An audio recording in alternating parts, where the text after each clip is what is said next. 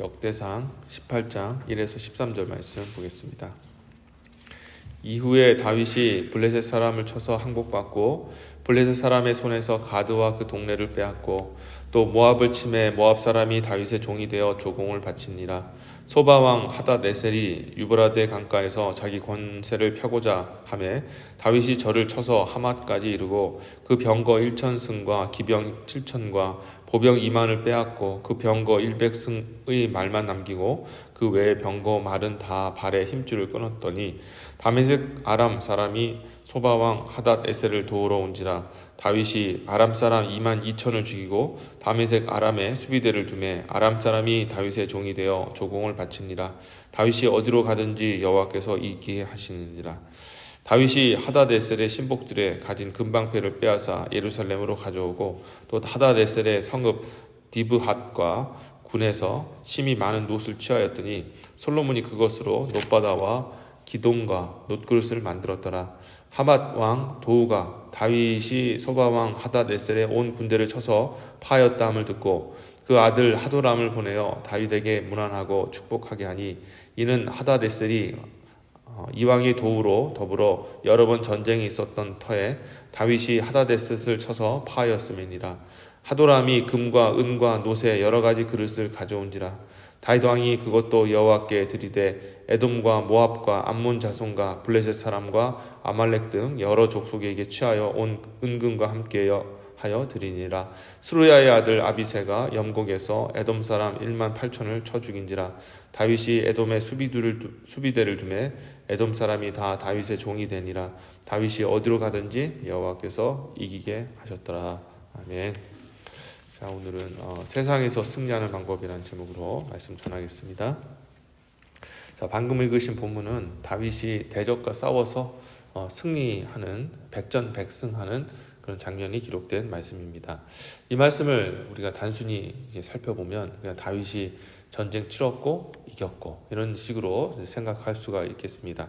자, 그런데 우리가 조금 더 이 본문을 한 절 한 절 이렇게 들여다보면 참 큰 의미가 있습니다. 자, 1절 잠깐 다시 보시면 이후에 다윗이 블레셋 사람을 쳐서 항복받고 블레셋 사람의 손에서 가드와 그 동네를 빼앗고 라고 기록이 되어 있습니다. 자, 이 블레셋이라는 그 종족이 나오는데 이 블레셋은 이스라엘하고 철천지 원수 같은 존재입니다.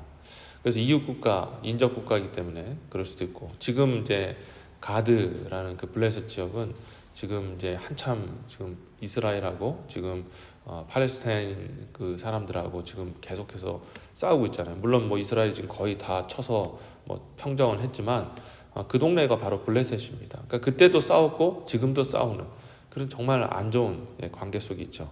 자, 그런데 문제는 이 블레셋이라는 이 종족들이 아주 호전적이고 아주 강력한 그런 군사력을 가진 그런 종족들인데 이 블레셋이 이스라엘이 나라가 세워지기 전부터 이스라엘을 괴롭혔고 초대왕이었던 사울왕이 왕이 되었음에도 불구하고 계속해서 이 이스라엘을 너무너무 힘들게 한 겁니다. 그래서 결국에는 다윗도 지금 뭐 골리앗과 싸웠을 때 골리앗이 블레셋 사람이었고요. 어쨌든 그렇게 정말 힘들게 했던, 심지어는 블레셋인과의 싸움에서 솔로몬 왕이 이렇게 전사하게 되는 그런 장면도 성경을 통해 우리가 알고 있습니다.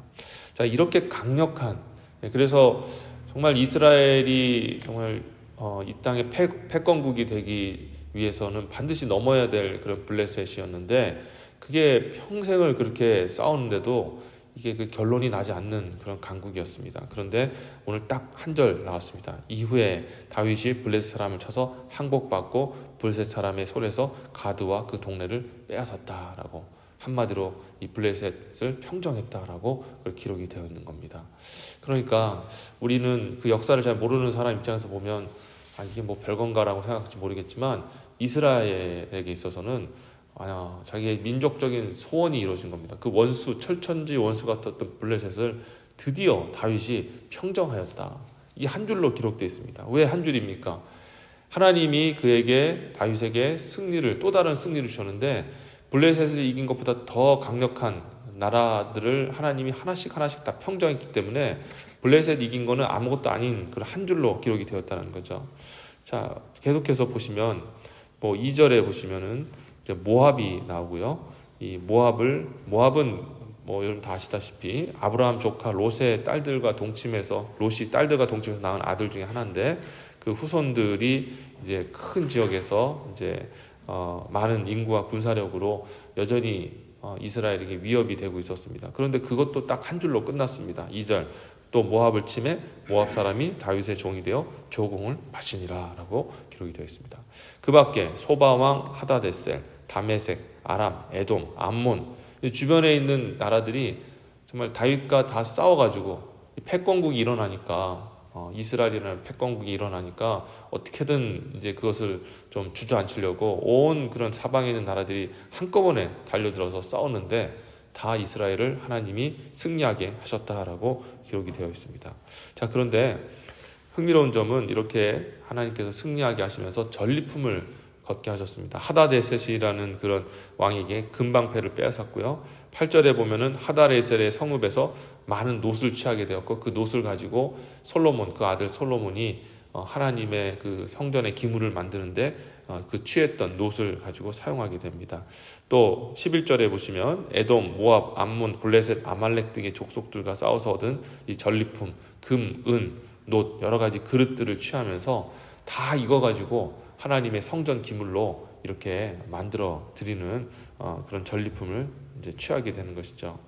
자, 그런데 여기에 이렇게 하나님이 이렇게 전리품을 주셨는데 11절을 보시면은 이렇게 기록이 되어 있습니다. 다윗 왕이 그것도 여호와께 드리되 에돔과 모압과 암몬 자손과 블레셋 사람과 아말렉 등 여러 족속에 취하여 은금과 함께하여 드리니라라고 기록이 되어 있어요. 자, 이게 굉장히 중요한 내용입니다. 전쟁을 치르면은 전리품이 당연히 생기죠. 근데 그 전리품을 다윗이 다 취할 수가 있었습니다. 하나님이 다윗을 이기게 하셨습니다. 근데 그럼에도 불구하고 또 실제로 전장에서 싸우는 것은 다윗과 다윗의 군사들이기 때문에 내가 이것을 다 취해도 괜찮지 않는가라고 생각할지 모르겠어요. 그런데 다윗은 그 모든 것들을 다 하나님의 성전을 짓는 그 일에 드리기 위해서 결단하고 자기의 소유권을 포기하고 하나님께 드리는 그런 장면이 기록이 되어 있다는 겁니다. 참 이것을 통해서 우리가 무엇을 알 수 있냐면 다윗의 마음속에 이런 마음이 있었다는 거예요. 하나님, 단순히 제가 전쟁에서 이기길 원합니다. 저의 명성과 우리 이스라엘이라는 이 나라가 강국이 되어지길 원합니다. 이런 마음으로 한 것이 아니라 하나님을 향한 마음이 있었던 거예요. 전쟁을 치르러도 하나님, 제가 이 전쟁을 치르는 이유는 첫 번째로 이 하나님의 나라가 정말 세우신 이 나라가 왕성해져서 하나님의 약속, 이스라엘 백성을 통하여 큰 민족을 이루겠다라는 그 아브라함 때부터 오신 그 약속을 이루길 원합니다. 그리고 하나님, 그리고 제가 그 나라를 온전히 정말 잘 세워서 하나님의 의와 공의로 통치하여서 하나님의 영광을 나타내겠습니다. 그리고 하나님, 제가 이 나라, 이 전쟁에서 이기길 원하는 것은 이 전쟁에서 승리하여서 얻은 그 모든 전리품은 바로 여호와 하나님의 성전을 짓기 위해서 제가 이 전리품을 얻기를 원합니다. 내가 아니라 여호와 하나님을 위해서 하는 것입니다.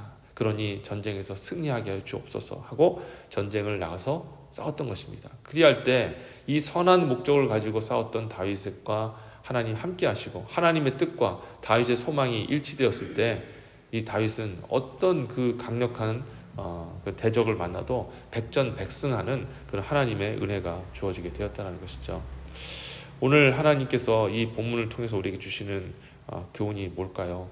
하나님께서도 저와 여러분의 인생에 승리를 주시기를 원하십니다. 그런데 우리가 그 승리를 다 소망하지만 승리를 누리며 사는 사람들은 그렇게 많지가 않습니다. 왜 그럴까요? 하나님이 인색해서 그럴까요? 아닙니다. 다윗과 같이 우리의 그 승리의 목적이 하나님의 뜻과 일치하지 않았기 때문에 그렇습니다. 우리는 하나님께 의탁하고 믿음으로 사는 것처럼 그렇게 생각하지만 정작 우리가 바라는 것은 우리의 승리입니다. 우리가 잘되고 우리가 무엇인가를 취하고 내가 인정받고 잘 되어지는 것, 그것을 하나님께 구합니다. 그것을 간절하게 구하고 밤낮으로 구하는 것을 우리는 믿음이라 생각합니다.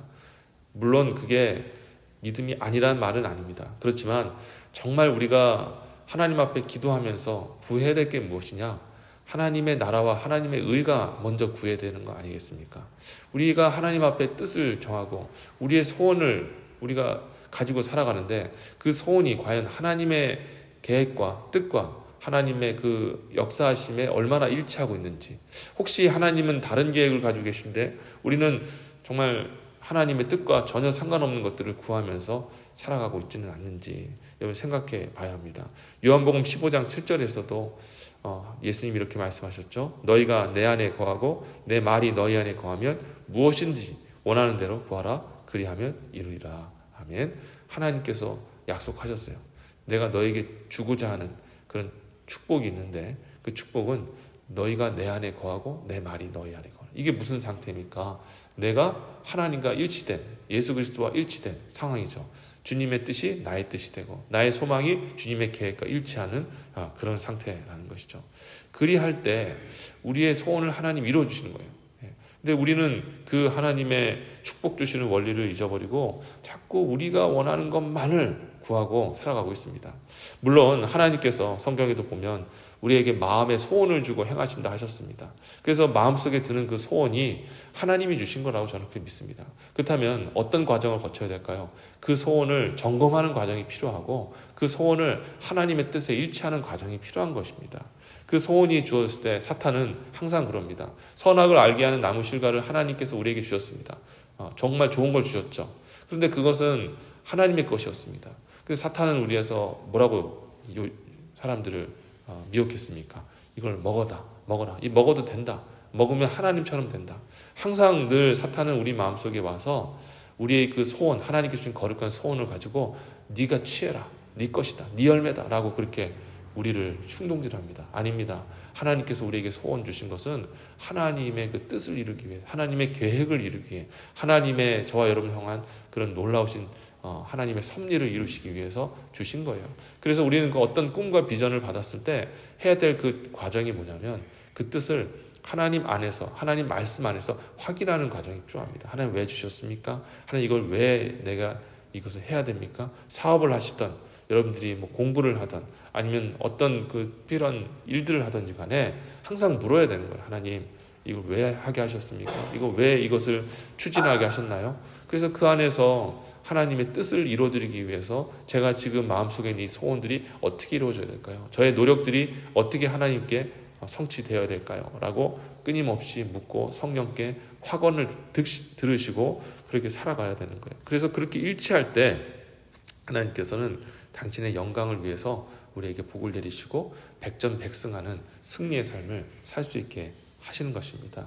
여러분, 그 하나님께서 비록 내 인생의 계획들이 내가 원하는 대로 쓰지 않았다 할지라도 하나님 뜻대로 내 소원을 쓰고 내 계획들을 맞춰 나간다면, 그래서 하나님께서 주시는 그 기쁨과 은혜는 내가 무엇인가를 내 노력으로 성취해서 얻는 기쁨과 소망보다 정말 비교할 수 없이 큰 기쁨과 은혜와 소망을 저와 여러분들에게 주시는 줄 믿습니다. 그것을 맛본 사람들은 인생을 하나님께 통째로 드리는 거예요. 이렇게 기쁜데, 주님께 드리는 게, 주님을 위해 사는 것이 이렇게 큰 기쁨이 있는데 내가 어떻게 다른 세상에 나의 일을 위해서 살아갈까 하면서 주님께 자신의 인생을 통째로 드릴 수 있는 사람이 되는 것입니다. 여러분, 그런 기쁨을 여러분 누리시기를 진심으로 바랍니다. 인생에서 승리하시길 바랍니다. 항상 늘 다윗과 같이 하나님의 선한 목적을 위해서 인생에 소망을 두고 모든 일들을 추진해 나갈 때 저와 여러분의 삶 속에서 늘 승리하는 삶이 펼쳐질 줄 저는 믿습니다. 기도하겠습니다. 하나님 감사합니다. 다윗은 전쟁에서 이기기를 원했습니다. 그런데 단순히 이스라엘 나라를 그냥 광대하게 크게 하고 또 잘 되어지게 하기 위해서 그런 소망을 가진 것이 아니라 하나님의 나라를 정말 사모했고, 정말 이스라엘뿐만 아니라 모든 백성을 하나님의 의와 공의로 다스리기로 그렇게 선한 마음을 가지고 승리하길 원했으며, 또 마지막으로 그 승리를 통해서 얻어진 그 전리품을 통해 하나님의 성전 기물을 또 준비하고 성전 건축을 준비하기 위해서 전쟁을 치른 것입니다.